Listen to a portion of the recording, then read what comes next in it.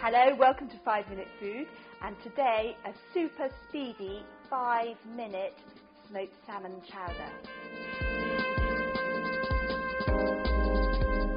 Let's get going. I'm just going to put a pan on the heat, start it getting hot, and I've got some stock here. I'm going to base this on some chicken stock, but you could use vegetable stock as well, that would be fine. Oh gosh, that pan's hot. Fantastic, that's what we want, so it'll heat up as quickly as possible. And I want about 250-300 mils of stock. That's about 10 fluid ounces, give or take. But this isn't the sort of recipe where you have to get it exactly right. And then because I want this to be a really generous amount for 2 people, a real kind of lunch in itself, I'm going to put a whole pint of milk in. Chowders are always based, or this kind of chowder, are based on milk. And they have that sort of comforting quality that a mug of hot milk has, and it makes a really delicious savoury soup. That's surprisingly delicious because we think of it as a sweet thing, but actually they're so good in soups. Now into that I'm going to put in some smoked salmon pieces. You could use any kind you like actually. You could use scraps. It's a great way of using scraps. Just chop them up first, or leftover bits and pieces if you've been having a smoked salmon lunch, or buy some specially. And that will work fine. I'm just going to stir them in. Now, smoked salmon is cold smoked, so it's actually raw salmon, which is fine.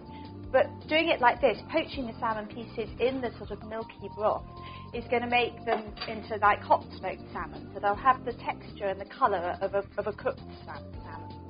Right, in with that, I'm going to add some sweet corn. I've used frozen sweet corn. You could use tinned as well, but I don't know, tinned reminds me a little too much of school dinners, I think. Frozen has a fresher taste. It tastes more like corn you've just got off the cob. Is there any other veg that would go with this? Corn's the classic. You could put peas in. If you've had some leftover potatoes, leftover cold boiled potatoes, add those in as well, and they'll make it just that bit more substantial. And chives. For my kind of onion flavour, I'm going to use some chives. And I'm just going to slice those slightly on the diagonal. A nice amount of them, because they're going to add, they're more than just a garnish. They're actually going to add a really lovely sort of slightly oniony flavour to my soup. There we go. How am I doing for time? 2.5 minutes. Okay, so we're just really waiting for that to get hot. I'm going to add a little bit of pepper. There we go.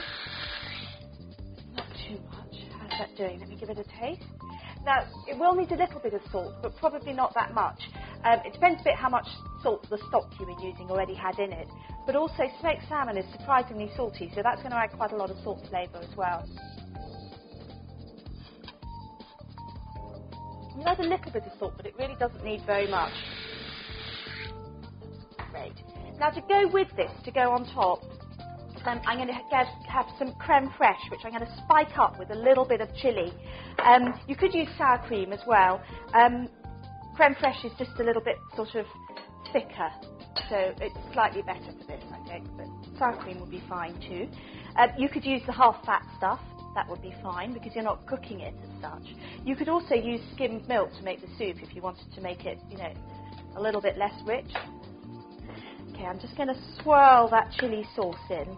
Is there a particular chilli sauce you'd use? I really like the ones that really taste a little bit of pepper, which aren't just like adding hot heat to your soup. So there's the one that's often used in Bloody Marys that comes in a little bottle. I'm not so keen on that because I find it is just heat.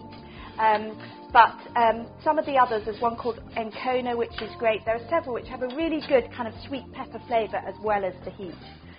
Right, I'm just going to pour this in. Oh, now this is where I should have had a ladle, because now it's spitting all over the place. Oopsie. There we go. Now that, as you can see, is plenty for 2 people, and we've got this lovely cooked salmon in the bottom. So make sure you scoop some of that up, so you share that out. Okay, and then on top of that, a little bit of this lovely marbled chili cream. It's going to float on top.